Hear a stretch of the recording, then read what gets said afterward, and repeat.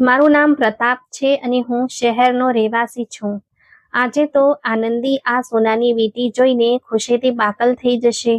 અમારા લગ્નને પૂરા 12 વર્ષ વીતી ગયા, પણ આજ સુધી હું તેને કોઈ કિંમતી ભેટ આપી શક્યો નહોતો. પણ આજે તેની આંખોની ચમક જોવા જેવી હશે. પ્રતાપ ગાડી ચલાવતા ચલાવતા મનોમન વાતો કરી રહ્યો હતો અને તેના ચહેરા પર એક ઊંડી સ્મિત હતી. તે ઓફિસથી વહેલી રજા લઈને આવ્યો હતો, જેથી પોતાની પત્નીને લગ્નની 12મી વર્ષગાંઠનું સરપ્રાઈઝ આપી શકે. તેણે રસ્તામાં આનંદીના મનપસંદ મોગરાના ગજરા પણ ખરીદ્યા હતા અને વિચારતો હતો કે આજે તે જૂની તમામ કડવી યાદોને ભૂંસીને એક નવી જિંદગીની ઉજવણી કરશે. તેણે ઘરનો મુખ્ય દરવાજો અત્યંત સાવધાનીથી ખોલ્યો અને દબાતા પગલે અંદર દાખલ થયો, જેથી આનંદીને તેના આવવાની ખબર ન પડે. આખું ઘર શાંત હતું અને રસોડામાંથી પણ કોઈ અવાજ આવતો ન હતો. પ્રતાપ હસતો હસતો બેડરૂમ તરફ વધ્યો, પરંતુ દરવાજાની સાવ નજીક પહોંચતા જ તેના ઢગલા ત્યાં જ થમી ગયા. તેણે જોયું કે આનંદી જમીન પર બેસીને ધ્રુસકે ને ધ્રુસકે રડી રહી છે અને તેની સામે તે જૂની લોખંડની કાટ લાગેલી પેટી ખુલ્લી પડી છે, જેની નજીક તે પ્રતાપને ક્યારે ભટકવા પણ દેતી નહોતી. આનંદીના હાથમાં એક અત્યંત કિંમતી અને ભારે વર્કવાળો મરૂન રંગનો લગ્નનો લહેંગો હતો, જેને તે વારંવાર વળગી રહી હતી, અને તેના બીજા હાથમાં એક જૂનો પત્ર હતો. પ્રતાપનું દિલ જોરથી ધબક્યું અને તેના હાથમાંથી મોગરાનો તે સુંદર ગજરો છૂટીને જમીન પર પડી ગયો. તે કોઈ પણ અવાજ કર્યા વગર અંદર દાખલ થયો. આનંદીના ઢસકા રૂમની શાંતિને તોડી રહ્યા હતા. પ્રતાપ આશ્ચર્ય અને આઘાત સાથે આ બધું જોઈ રહ્યો હતો કે અચાનક તેની નજર તે પત્ર પર પડી, જેને આનંદીએ પોતાના આંસુઓથી ભીંજવી દીધો હતો. પ્રતાપે ઝડપથી આગળ વધીને તે પત્ર આનંદીની હાથમાંથી ઝૂંટવી લીધો. આનંદીએ ગભરાઈને માથું ઊંચું કર્યું અને પ્રતાપને પોતાની સામે ઊભેલો જોઈને તેનો રંગ ફીકો પડી ગયો. પ્રતાપ, આ તમે શું કરી રહ્યા છો? મને પત્ર પાછો આપી દો. ભગવાનને ખાતર આને વાંચશો નહીં. આનંદી ડરથી ધ્રુજતા બોલી અને પત્ર છીનવા માટે આગળ વધી, પણ પ્રતાપે તેને સખ્તાઈથી પાછળ ધકેલી દીધી. પ્રતાપની આંખો પત્રના લખાણ પર ટકેલી હતી અને જેમ જેમ તે શબ્દો વાંચતો ગયો તેમ તેમ તેના ચહેરાનો રંગ લાલ થતો ગયો અને તેના કપાળની નસો ઉપસી આવી. તે પત્રમાં લખ્યું હતું, આ ભિખારીને છોડી દે. છેવટે ક્યાં સુધી તું આ બે કોડીના માણસ સાથે ગરીબી અને અપમાનની જિંદગી વિતાવીશ?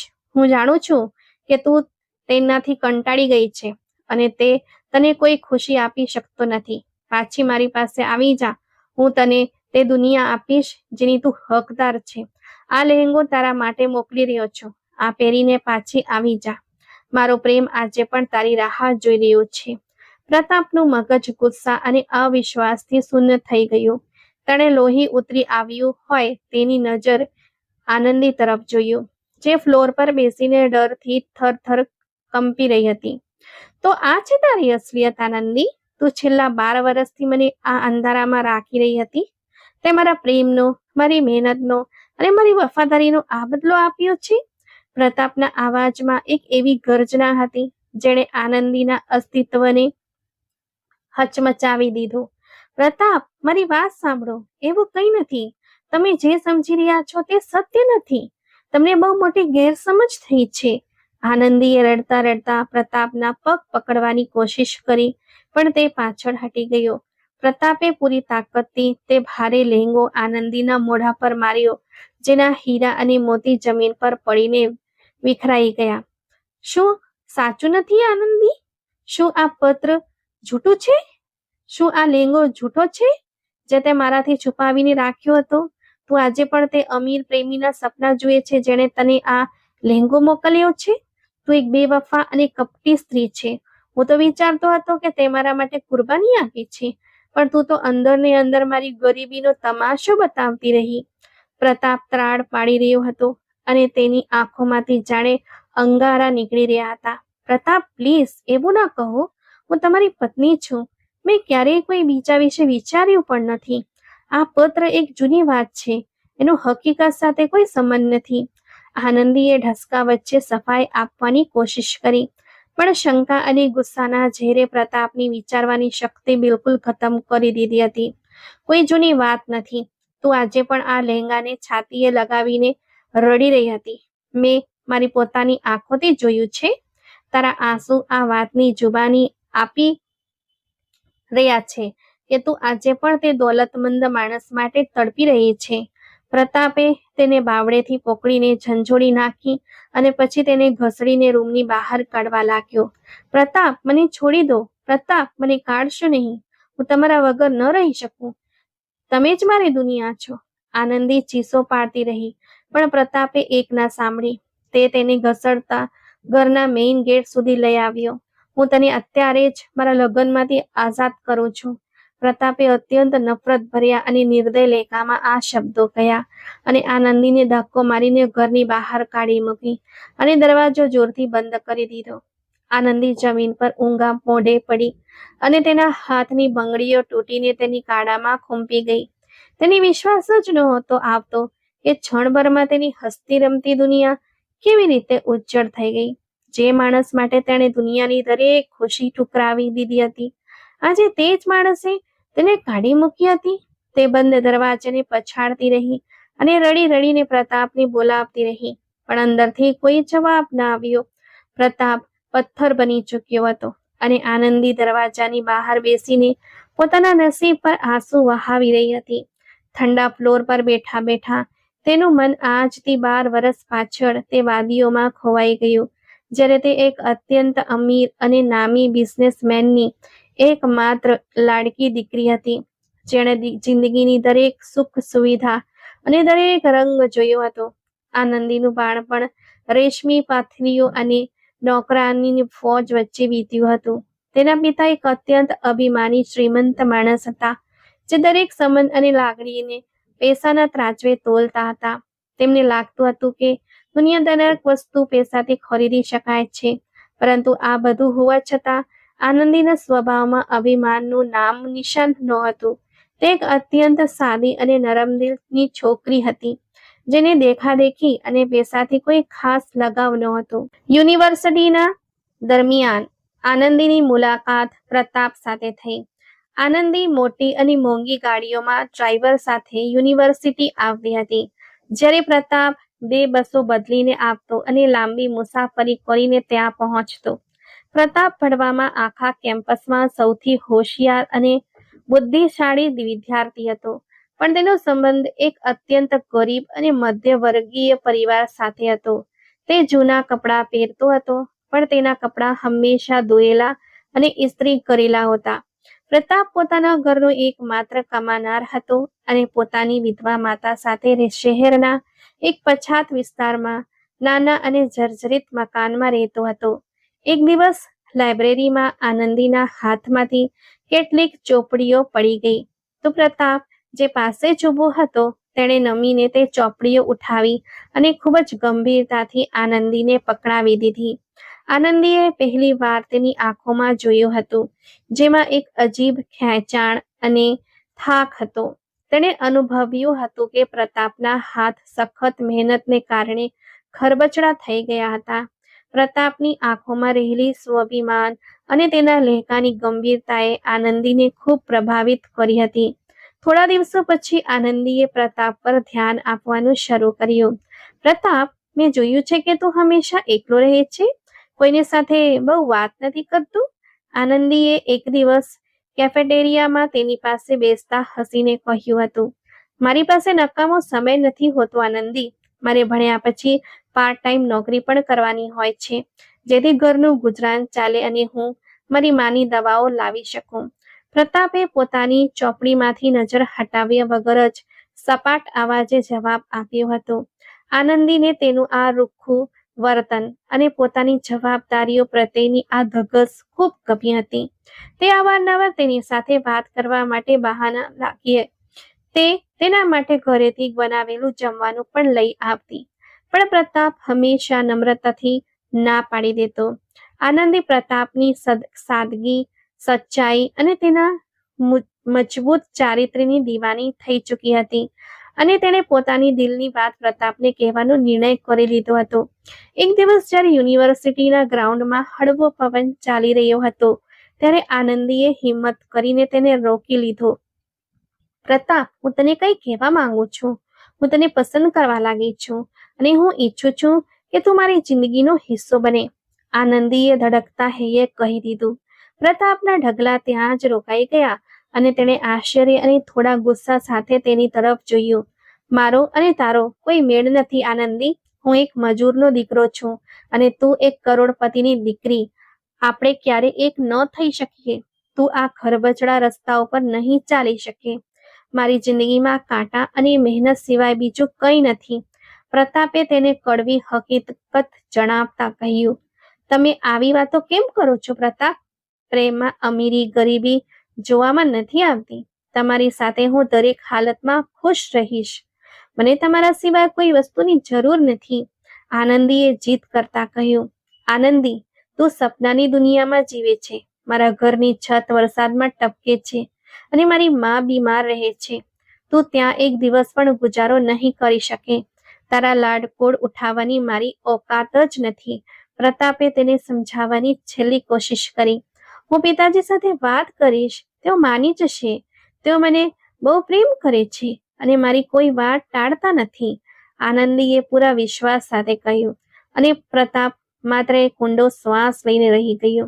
આનંદીના ખૂબ જ આગ્રહ અને તેની સાચા પ્રેમ સામે હાર માનીને પ્રતાપ પોતાના એક નજીકના મિત્રને લઈને આનંદીના ઘરે માંગુ નાખવા ગયો હતો. તેને ખબર હતી કે આ રસ્તો સરળ નથી. જ્યારે આનંદીના પિતાએ પ્રતાપને તેમના આલીશાન ડ્રોઈંગ રૂમમાં બેસાડ્યો ત્યારે પ્રતાપના જૂના અને ઘસાયેલા જૂતા તેમના કિંમતી ચમકદાર ગાલીચા પર ખૂબ જ અજીબ લાગી રહ્યા હતા. તું એક મહિનામાં કેટલું કમાઈ લે છે નવયુવાન? આનંદીના પિતાએ અત્યંત તિરસ્કારથી પ્રતાપને ઉપરથી નીચે સુધી જોતા ગર્વથી પૂછ્યું. પ્રતાપે અત્યંત સભ્યતા અને ધીરજથી પોતાની મર્યાદિત આવક જણાવી તો આનંદીના પિતા જોરથી અને મજાક ઉડાવતા હોય તેમ હસી પડ્યા. આટલા પૈસામાં તો મારી દીકરીના બિલાડીઓનું ખાવાનું પણ નથી આવતું અને તું મારી દીકરીનો હાથ માંગવા આવી ગયો છે. તારી औकात શું છે કે તું મારી દીકરીના સપના જુએ? તારા જેવા ભિખારીઓ મારી દીકરીને લાયક નથી. આ મહેલો તારા માટે નથી બન્યા. નીકળી જા મારા ઘરમાંથી, આ પહેલા કે હું તને ધક્કા મારીને બહાર કાઢું. આનંદીના પિતાએ તેને અપશબ્દ આપીને અને અપમાનિત કરીને પોતાના ઘરમાંથી કાઢી મૂક્યો હતો. પ્રતાપ પોતાના આ અપમાન અને પોતાની મધ્યવર્ગીય મર્યાદા આ રીતે વિખરાઈ જવાથી લોહીના ઘૂંટડા પીઈને રહી ગયો હતો. તેણે ત્યાં જ નક્કી કરી લીધું હતું કે હવે તે ક્યારેય આનંદી તરફ વળીને નહીં જુએ, કારણ કે તે પોતાના આત્મસન્માનનો સોદો કરી શકે તેમ નહોતો. બીજી તરફ આનંદી માટે પ્રતાપ વગર જીવવું અશક્ય થઈ ગયું હતું. તેણે તેના પિતાને ઘણી વિનંતીઓ કરી અને તેમની સામે હાથ જોડ્યા. પિતાજી, તમે પ્રતાપનું અપમાન કરીને મારા પ્રેમનું અપમાન કર્યું છે. તે ગરીબ જરૂર છે પણ તેનું ચારિત્ર બહુ ઊંચું છે. તમે તેને એક તક તો આપી જુઓ, તે બહુ મહેનતુ છે. આનંદીએ રડતા રડતા કહ્યું હતું. જો તું તે ભિખારી પાસે ગઈ તો યાદ રાખજે, મારા ઘરમાં દરવાજા તારા માટે હંમેશા માટે બંધ થઈ જશે અને હું સમજીશ કે મારી દીકરી મરી ગઈ છે. હું તને જીવતે જીવ તે નરકમાં નહીં જવા દઉં. તેના પિતાએ પથ્થરદિલ બનીને ધમકી આપી હતી. મને તમારી દોલત નથી જોઈતી પિતાજી. પ્રેમ વગર આ મહેલો મારા માટે શમશાન છે અને પ્રતાપ સાથે એક ઝૂંપડી પણ મારા માટે સ્વર્ગ હશે. આનંદીએ પોતાના આંસુ લૂછતા એક અત્યંત કઠોર નિર્ણય કરી લીધો હતો. તે પોતાના બાપના મહેલ જેવા ઘર, પોતાની બધી દોલત અને તમામ સુખ સુવિધાઓ છોડીને હંમેશા માટે તે ઘરમાંથી નીકળી આવી હતી. તે સમયે તેણે કોઈ કિંમતી પોશાક કે ઘરેણાં પહેર્યા નહોતા. તેના બદલે તે એક સાદા આછા લાલ રંગના પ્રિન્ટવાળા સલવાર કમીઝમાં સજ્જ હતી અને આજે 12 વર્ષ પછી તે જ સફરનો અંત એક બંધ દરવાજાની બહાર આનંદીના ઢસકા અને વહેતા લોહી પર થઈ રહ્યો હતો. જ્યારે આનંદી પોતાના પહેરેલા કપડે પ્રતાપના જર્જરિત લાકડાના દરવાજે પહોંચી હતી, આ એ જ નિર્ણાયક રાત હતી જ્યારે તેણે તેના પિતાની અઢળક દોલત અને મહેલોની જૂઠી શાનને ઠોકર મારી દીધી હતી. તેણે ધ્રુજતા હાથે દરવાજો ખખડાવ્યો તો થોડી વાર પછી અંદરથી કોઈના ચાલવાનો ધીમો અવાજ આવ્યો. પ્રતાપે ઊંઘમાં ડૂબેલી આંખો સાથે દરવાજો ખોલ્યો, પણ સામે આનંદીને આ હાલતમાં જોઈને તેની વાકીની ઊંઘ પણ ઉડી ગઈ. તું અહીં આ સમયે શું કરી રહી છે આનંદી? ને તારી આ હાલત કેવી રીતે થઈ? પ્રતાપે ભારે આશ્ચર્ય અને મૂંઝવણની સ્થિતિમાં પૂછ્યું. તેના અવાજમાં એક અજાણી ગભરાટ હતી. મારું હવે કોઈ ઘર નથી રહ્યું પ્રતાપ. હું બધું છોડીને આવી ગઈ છું. મેં મારા પિતાજી સાથેનો સંબંધ હંમેશા માટે ખતમ કરી દીધો છે. આનંદીએ ડસકા વચ્ચે જવાબ આપ્યો. તું પાગલ તો નથી થઈ ગઈ ને આનંદી? આ તે કેવી મૂર્ખતા કરી છે? અત્યારે ને અત્યારે તારા ઘરે પાછી જા. અહીં તારી કોઈ મદદ નહીં કરી શકે. તું સારી રીતે જાણે છે કે મારી હાલત કેવી છે. પ્રતાપે ગુસ્સા અને લાચારી ભર્યા આવાજે કહ્યું હતું. હું હવે ક્યારેય પાછી નહીં જાઉં પ્રતાપ. મેં બહુ વિચારીને આ કદમ ઉઠાવ્યું છે. હું તમારા વગર એક પળ પણ નથી જીવી શકતી. આનંદીએ પોતાની વાત પર આગ્રહ રાખતા કહ્યું. તું કડવી હકીકત નથી સમજી રહી આનંદી. મારી પાસે તને ખવડાવવા માટે કદાચ 2 ટંકની પેટ ભરીને રોટલી પણ નહીં હોય. હું તને તે વૈભવી જિંદગી અને સુખ સુવિધાઓ ક્યારે નહીં આપી શકું જે તું પાછળ છોડીને આવી છે. ભગવાનને ખાતર મારી આ ગરીબી અને મજબૂરીને સમજ. હું એક સામાન્ય મજૂર માણસ છું. હું તારા કોળ ઉઠાવવાની મારામાં શક્તિ જ નથી.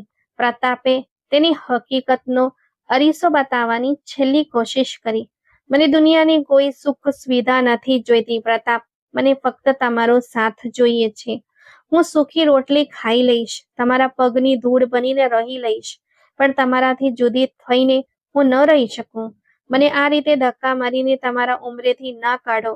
આનંદીની આ અતૂટ પ્રેમ, તેની આંખોમાં છલકાતી સચ્ચાઈ અને તેની આ મહાન ત્યાગે પ્રતાપના દિલમાં રહેલા તમામ શંકા, કુશંકા અને ડરને જડમૂળથી ખતમ કરી દીધા હતા. તે ખૂબ જ ભાવુક થઈ ગયો અને તેણે આનંદીનો હાથ પકડી તેને અંદર લાવી હંમેશા પોતાની પાંપણોની છાયામાં રાખવાની પ્રતિજ્ઞા લીધી. પ્રતાપ જ્યારે તેને સહારો આપીને અંદર લઈ આવ્યો ત્યારે અંદર પડેલા એક જૂના ખાટલામાંથી તેની બીમાર માતાના સતત ઉઘરસ ખાવાનો અવાજ ગુંજ્યો. કોણ છે પ્રતાપ? આટલી મોડી રાત્રે આપણા ગરીબ ખાને કોણ આવ્યું છે? તેની માતાએ અશક્ત અને નબળા અવાજે સવાલ કર્યો. માં, આ આનંદી છે. પ્રતાપે નજર ઝુકાવીને ધીમા અવાજે જવાબ આપ્યો. તેની માતાએ આશ્ચર્ય અને જિજ્ઞાસા ભરેલી નજરે આનંદી તરફ જોયું, જે આટલા મોટા બિઝનેસમેનની દીકરી હોવા છતાં અત્યંત સાદા પોશાકમાં તેમની તૂટેલી ફૂટેલી છત નીચે ઊભી હતી. પ્રતાપની માતાએ વહાલથી આનંદીને પોતાની પાસે બોલાવી અને તેના માથા પર મમતાથી હાથ મૂક્યો. તે મારા અનાથ દીકરા માટે બહુ મોટી કુરબાની આપી છે દીકરી. હું એક ગરીબ સ્ત્રી જરૂર છું, પણ હું વચન આપું છું કે મારી આ વહુને હું મારી સગી દીકરીઓ કરતાં પણ વધુ માન આપીશ. તેની માતાની આ નિખાલસ વાતોએ આનંદીના તડપતા દિલની બધી મૂંઝવણ અને ચિંતાઓ દૂર કરી દીધી. તેને અનુભવાયું જાણે તેને જીવનનો નવો હેતુ મળી ગયો હોય. બીજા દિવસે તેમના લગ્ન અત્યંત સાદગી સાથે મોહલ્લાની એક નાનકડી કાચી મંદિરમાં થઈ ગયા. તેણે મહેલોની જિંદગીને પોતાના મનમાંથી એવી રીતે ભૂંસી નાખી હતી જાણે તે ક્યારે ત્યાં રહી જ ન હોય. તે એક સામાન્ય મહેનતુ સ્ત્રીની જેમ સવાર પડતા પહેલા ઉઠી જતી, ઘરમાં ઝાડુ કાઢતી, લાકડા વીણીને ચૂલો સળગાવતી અને પ્રતાપની વૃદ્ધ માતાની જીવ રેડીને સેવા કરવા લાગી હતી. લગ્નના શરૂઆતના થોડા વર્ષો તે બંને માટે પરીક્ષાની ઘડી સાબિત થયા. પ્રતાપ આખો દિવસ કાળઝાળ તડકામાં મજૂરી કરતો અને રાત્રે ફેક્ટરીમાં ઓવરટાઈમ કરતો, જેથી ઘરનું પેંડું ચાલતું રહે. તે લોખંડની ફેક્ટરીમાં સામાન્ય કર્મચારી હતો અને તેનો પગાર ઘણો ઓછો હતો. આનંદી, જે ક્યારે મખમલી પથારી અને એર કન્ડિશનર વગર એક પળ પણ નહોતી વિતાવી, હવે તે વાંસની ખરબચડી ખાટલી પર સૂતી હતી અને અસહ્ય ગરમીમાં હાથ પંખાથી પોતાને હવા નાખતી હતી, પણ તેના કપાળ પર ક્યારેય ફરિયાદની એક રેખા પણ નહોતી ઉપસી. એકવાર ઘરમાં સતત 2 દિવસ સુધી ભૂખ્યા રહેવાની નોબત આવી અને રસોડામાં માત્ર એક સૂકી રોટલીનો ટુકડો વધ્યો હતો. આનંદીએ તે ટુકડો શાક વગર પ્રતાપ સામે મૂકી દીધો અને પોતે હસીને જૂઠું બોલી દીધું કે તેની તબિયત ઠીક નથી અને તે પાડોશમાંથી જમીને આવી છે. જ્યારે પ્રતાપને પાછળથી હકીકતની ખબર પડી ત્યારે તે ધ્રુસકે રડી પડ્યો હતો.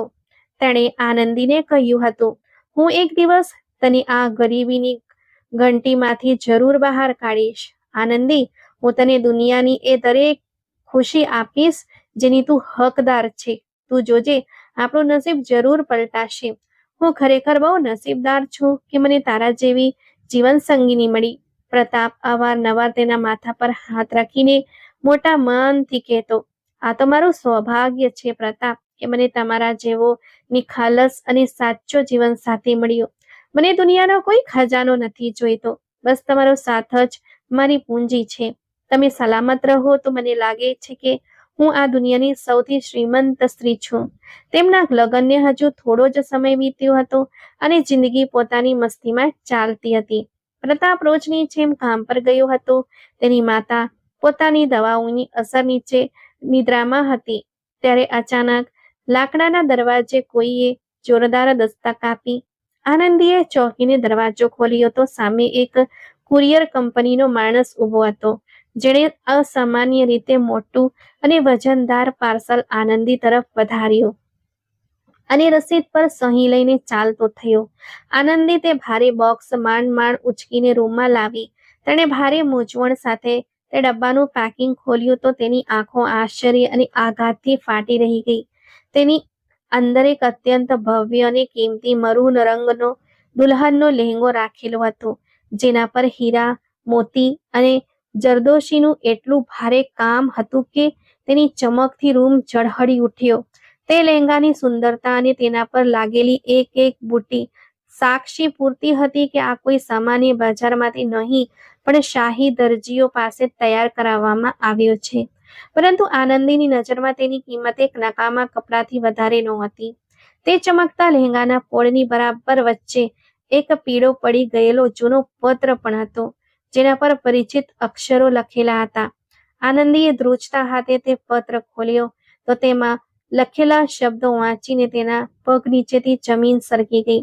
તેનું હૃદય ટુકડે થઈ ગયું. તે માત્ર એક પત્ર નહોતો, પરંતુ પ્રતાપના સ્વાભિમાન અને તેની ગરીબી પર કરવામાં આવેલો એક જોરદાર પ્રહાર હતો, જેમાં પ્રતાપને એક તુચ્છ કીડો અને ભિખારી ગણવામાં આવ્યો અને આનંદીને આ અપમાનજનક જીવનમાંથી બહાર નીકળવા માટે મહેણું માર્યું હતું. તે ત્યાં જ ફ્લોર પર ઢળી પડી અને લાચાર થઈ ગઈ. તેને સૌથી મોટો ડર એ હતો કે જો પ્રતાપની નજર આ પત્ર પર પડી ગઈ તો બહુ ખરાબ થશે. તેની આત્મગૌરવ તેને અંદરથી ખતમ કરી દેશે અને તે ક્યારેય માથું ઊંચું કરીને ચાલી શકશે નહીં. આનંદીએ તે જ ક્ષણે તે અશુભ લહેંગા અને પત્રને હંમેશા માટે દફનાવી દેવાનો નિર્ણય કરી લીધો. તેણે તે પાર્સલ એક જૂના લોખંડના કાટવાળા સંદૂકમાં સૌથી નીચે છુપાવીને ઉપરથી તાળું મારી દીધું, જેથી પ્રતાપની પ્રતિષ્ઠા પર કોઈ આંચ ન આવે. તેને અંદાજો પણ નહોતો કે તેની આ શુદ્ધ નિષ્ઠા 12 વર્ષ પછી તેની જિંદગીની સૌથી મોટી બરબાદીનું કારણ બની જશે. વર્તમાનની કડવી હકીકતે આનંદીને ભૂતકાળની આ યાદોના ઘેરામાંથી બહાર કાઢીને ફરી એકવાર તે જ ઠંડા અને નિર્દય ફ્લોર પર લાવી ફેંકી હતી. તે ઘરના ઉંબરાની બહાર બેસીને વિલાપ કરી રહી હતી અને તેની કાળામાંથી વહેતું લોહી હવે તેના પોશાક પર જામીને કાળું પડવા લાગ્યું હતું. બીજી તરફ ઘરની અંદર પ્રતાપ ડાઇનિંગ રૂમના સોફા પર ફસડાઈ પડ્યો હતો. તે પોતાના શ્વાસ પર કાબુ મેળવવાનો નિષ્ફળ પ્રયાસ કરી રહ્યો હતો. તેનો ચહેરો ગુસ્સાની તીવ્રતાથી લાલચોળ થઈ ગયો હતો અને કપાળ પર પરસેવાના ટીપાં દેખાઈ રહ્યા હતા. ફ્લોર પર વિખરાયેલા તે ગજરા, જેની સુગંધ હવે તેને પીડા આપી રહી હતી, અને તે કિંમતી લહેંગો તેની મજાક ઉડાવી રહ્યા હતા. પ્રતાપને અનુભવાઈ રહ્યું હતું જાણે તેની 12 વર્ષની સાથ અને મહેનતનો મહેલ એક જ ક્ષણમાં રેતીની દિવાલ સાબિત થયો હોય. તેણે આ 12 વર્ષોમાં એક એક પાઈ જોડીને અને પોતાના આરામનું બલિદાન આપીને આ ગરીબીને હરાવી હતી. તે આજે એક આંતરરાષ્ટ્રીય કંપનીમાં ઉચ્ચ હોદ્દા પર હતો. તેની પાસે પોતાનો બંગલો અને વૈભવી ગાડી હતી. આ બધી દોડધામ તેણે માત્ર આનંદી માટે કરી હતી, જેથી તેને તે જ જીવન ધોરણ આપી શકે જે તે તેના માટે ઠુકરાવીને આવી હતી. પરંતુ આજે આ એક પત્ર એ પ્રતાપના તમામ ગર્વ અને પુરુષના સ્વમાનને ધૂળમાં મેળવી દીધું હતું. તે 12 વર્ષથી તે વ્યક્તિ માટે તડપી રહી હતી જેને તે પોતાનો સાચો પ્રેમી માનતી હતી. પ્રતાપે પોતાના વાણ ખેંચતા સ્વાગત વાત કરી. મેં મારી જિંદગી તેના નામે કરી દીધી અને તે મારી સાથે રહેતા હોવા છતાં કોઈ બીજાની યાદોના દીવા પ્રગટાવતી રહી. એક શ્રીમંત પુરુષ માટે આનાથી મોટી આફત બીજી કોઈ ન હોઈ શકે કે તેની જીવનસાથી કોઈ પર પુરુષ દ્વારા આપવામાં આવેલી ભેટને આટલી સાચવીને રાખે અને તેની જુદાઈમાં આંસુ વહાવે. પ્રતાપના હૃદયમાં આનંદી માટે નફરતની આગ દરેક પસાર થતી ક્ષણ સાથે ભભૂકી રહી હતી. તેણે ફ્લોર પર પડેલા તે લહેંગાને નફરતથી ઠોકર મારી અને પોતાની ખિસ્સામાંથી તે સોનાની વીંટી કાઢી જે તે પોતાના પ્રેમની નિશાની તરીકે લાવ્યો હતો અને તેને પૂરી તાકાતથી દિવાલ પર મારી. તે હાંફતો હાંફતો બારી પાસે જઈ ઊભો રહ્યો. આકાશમાં ભારે કાળા વાદળોએ ડેરા નાખ્યા હતા અને તે જ ઠંડા પવનના ઝાપટાએ સાંજની ઉદાસીને વધુ બનાવી દીધી હતી. આનંદી બંધ દરવાજાને અડેલીને કોઈ નિર્જીવ મૂર્તિની જેમ બેઠી હતી. તેની આંખોના ઝરણા હવે સુખાઈ ગયા હતા અને ચહેરા પર માત્ર એક ભયાનક ખાલીપો હતો. તેની પાસે હવે ના તો કોઈ ઠેકાણું હતું, ના તો કોઈ એવો સહારો જેની સામે તે જોઈ શકે. તેના પથ્થરદિલ પિતાએ તો વર્ષો પહેલા તેને પોતાની મિલકત ને હૃદયમાંથી કાઢી મૂકી હતી. હવે તે આ અંધારી દુનિયામાં ક્યાં જશે? આ સવાલ તેના મન પર હથોડાની જેમ વાગી રહ્યો હતો. અચાનક વાદળો ગરજીને વરસી પડ્યા અને નિર્દય વરસાદના મોટા ટીપા આનંદીના અસ્તિત્વ પર પડવા લાગ્યા. વરસાદની તીવ્રતાએ આનંદીને છડોમાં માથાથી પગ સુધી તરબતર કરી દીધી, પરંતુ તેણે ત્યાંથી હલવાનો સહેજ પણ પ્રયાસ કર્યો નહીં. તે ઈચ્છતી હતી કે આ તોફાન તેના અસ્તિત્વની સાથે તેની તમામ યાદોને પણ વહાવી જાય. પ્રતાપે બારીના પડદા પાછળથી બહાર થતા તોફાની વરસાદને જોયો તો એક ક્ષણ માટે તેના હૃદયમાં દયાની લહેર જાગી કે આનંદી બહાર એકલી છે અને કદાચ તેને અંદર બોલાવી લેવી જોઈએ. પરંતુ બીજી જ સેકન્ડે તે પત્રના ઝેરી વાક્યો તેના કાનમાં કાચ બનીને ઉતરવા લાગ્યા અને તેણે અત્યંત નિર્દયતાથી બારીનો પડદો પાડી દીધો અને આનંદી માટે પોતાનું હૃદય પણ બંધ કરી લીધું. આનંદીએ ધ્રુજતા હાથે પોતાને સંભાળવાની કોશિશ કરી અને સામે ફેલાયેલા અંધારા રસ્તા તરફ જોયું, જ્યાં દૂર દૂર સુધી જિંદગીના કોઈ ચિહ્નો નહોતા.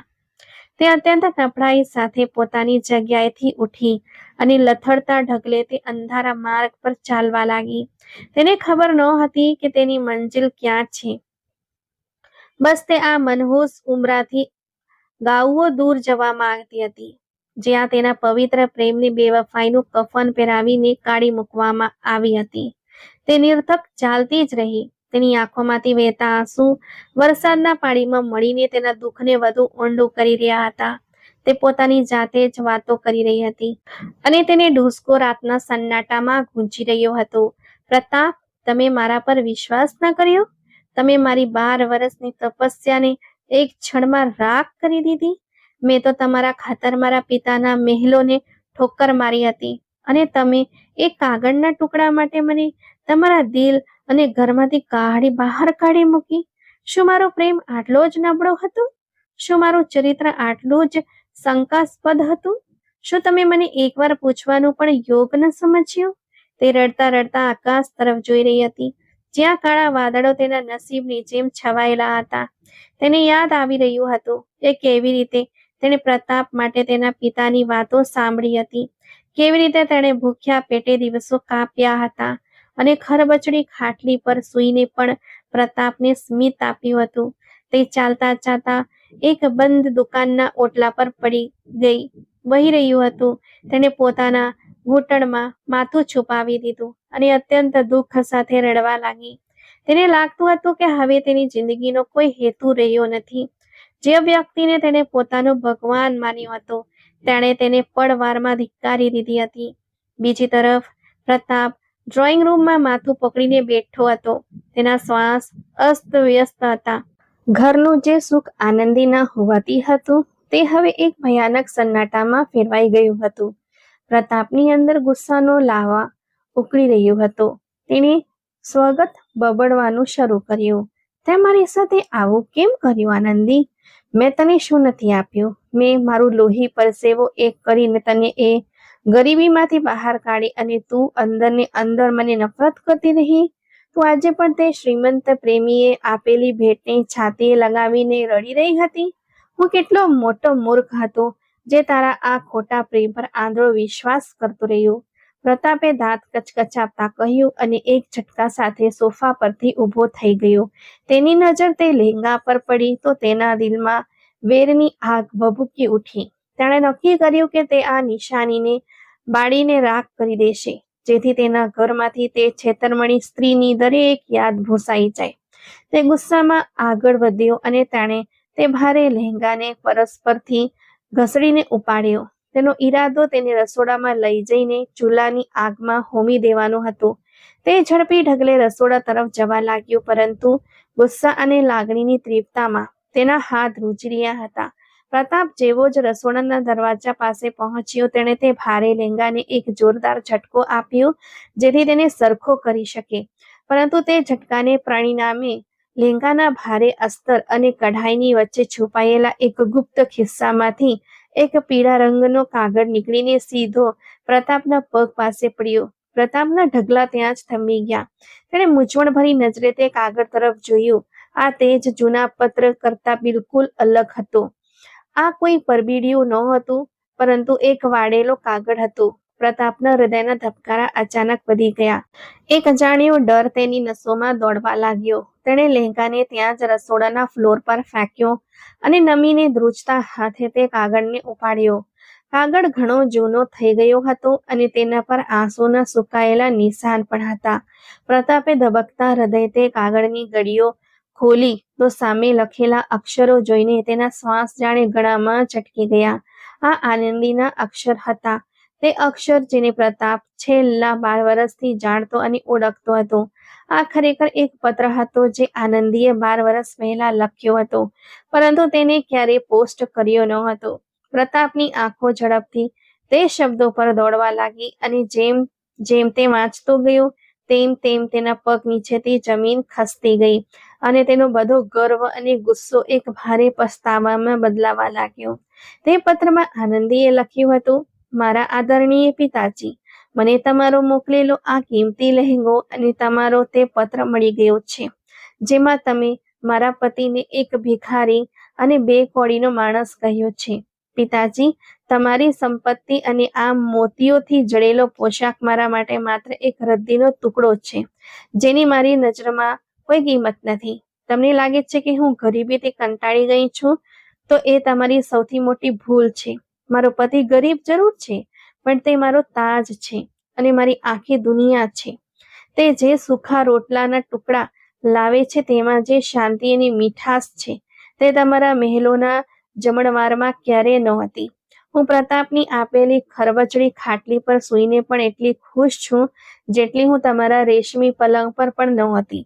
તમારો આ લહેંગો અને તમારી આ ઓફર મારે કોઈ કામની નથી. હું આ લહેંગાને હંમેશા માટે આ બોક્સના અંધકારમાં કેદ કરી રહી છું, જેથી મારા પ્રતાપને ક્યારેય તમારા આ મેણા ટોણાથી તકલીફ ન પહોંચે.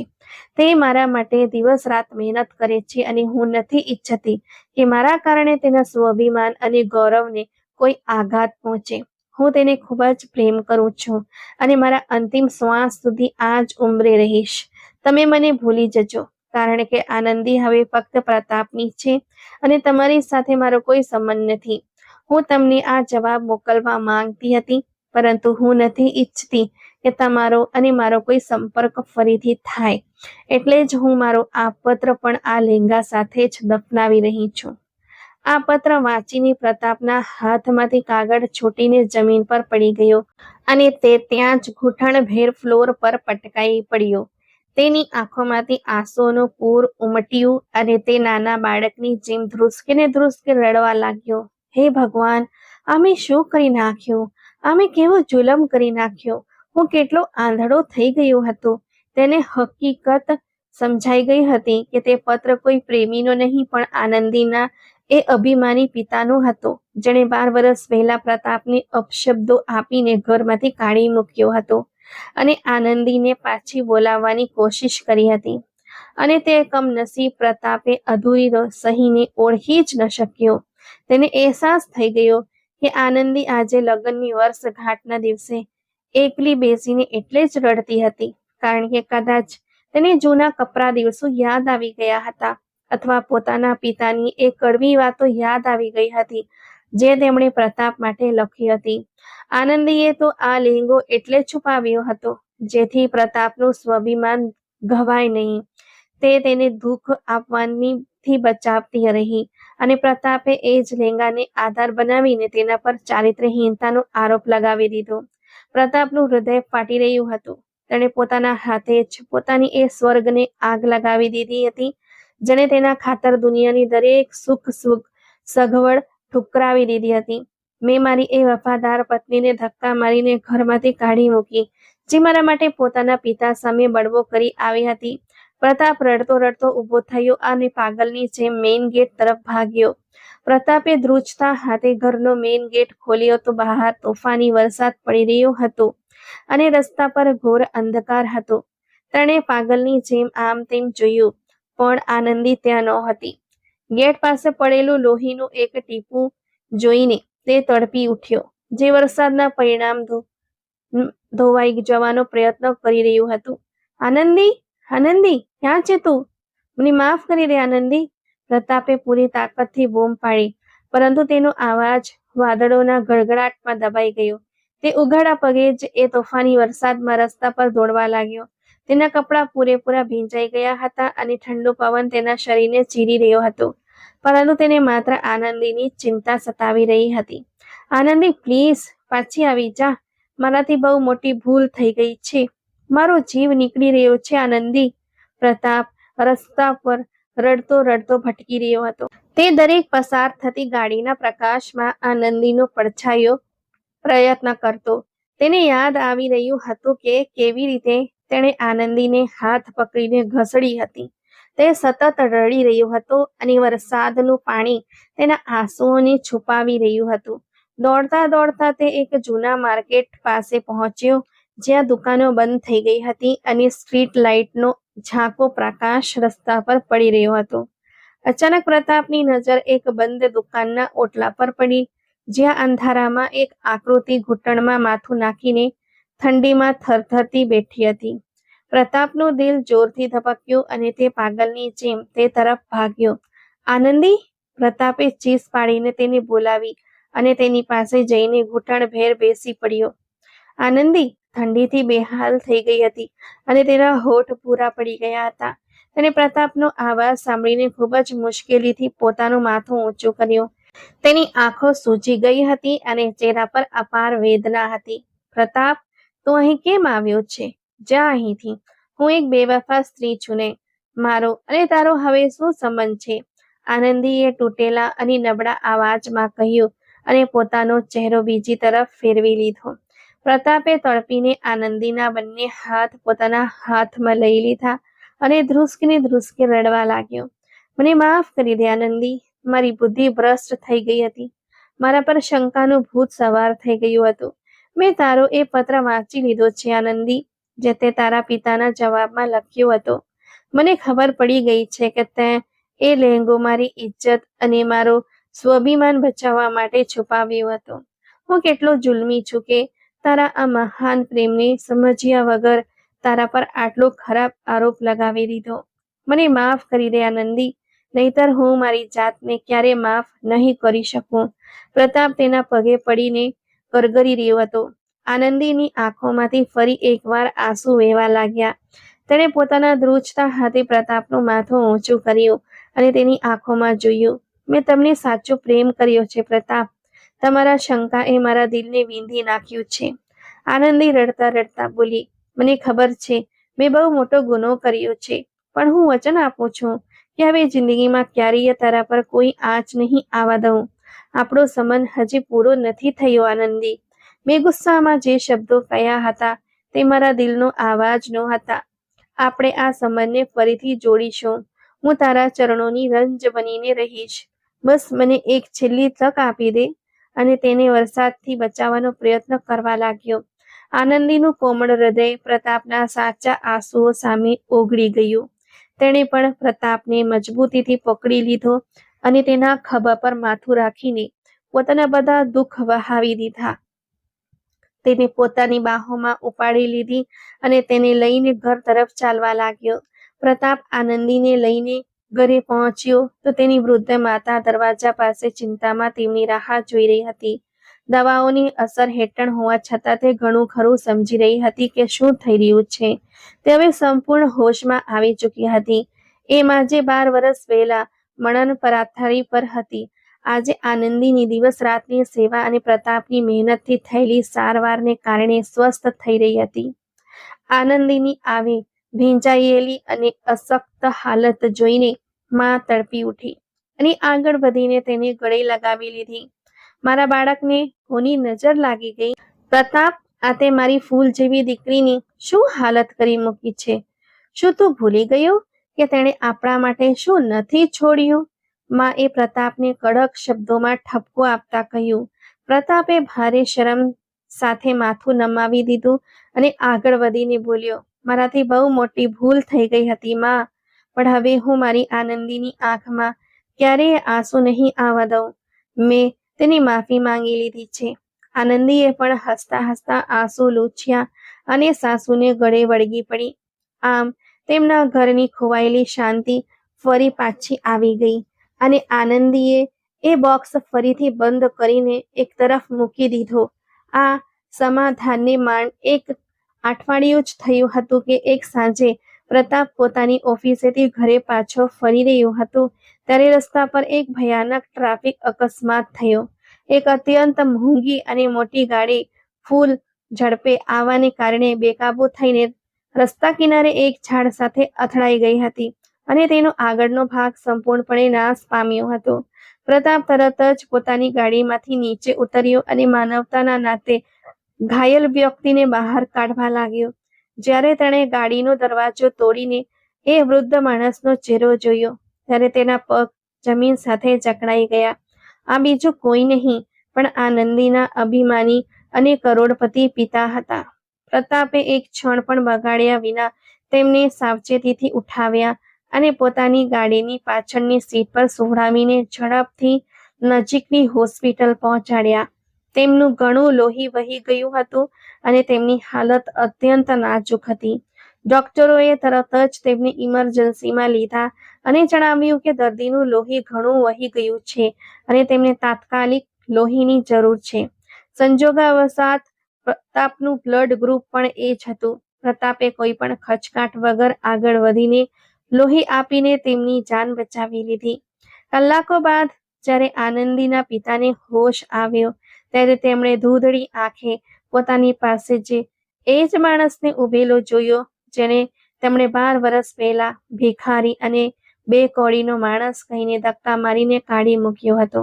તમે બહુ નસીબદાર છો કે આ યુવાને સમયસર તમને અહીં લાવીને અને પોતાનું લોહી આપીને તમારી જાન બચાવી દીધી.